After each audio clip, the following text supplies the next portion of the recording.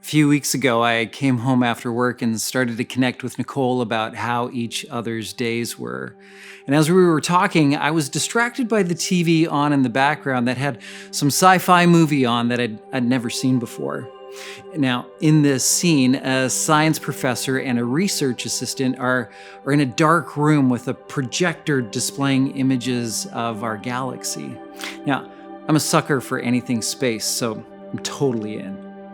There's this obvious romantic connection between the two as they talk. And the research assistant begins to argue her belief for intelligent design. She says, "Doesn't it seem like there's so much intention behind all this? Like someone's painted this canvas." Now, the prof refutes her claim and says, "If there is a God trying to paint a perfect universe, he did a pretty awful job. It's a supremely unintelligent design." Now the assistant says, "Now that's your opinion, not fact. I know I feel a connection to all this. There's something that reaches out to me and I don't know how to explain it. Wouldn't you want there to be comfort to know that there's something more to life? Like we just don't fade away into the darkness when all this is over? I have a feeling there is." Now, the prof, well, he's not buying any of it. You can't prove something based on a feeling. Then in a moment of sheer genius, she leans over and kisses him for the first time and says, "Did you feel that?" "Yes," he says. "Then prove it."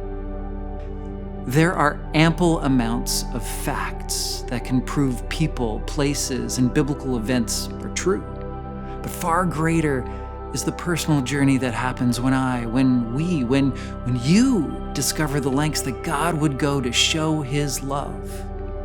See, God's love oftentimes feel intangible, but from creation to Exodus, from the birth of Jesus to the revelation of his return, it's all God's love on display. It's love lived out. It's one big love story. And in these pages, we find our own story, the doubt, the struggle, the brokenness, the restoration, the hope.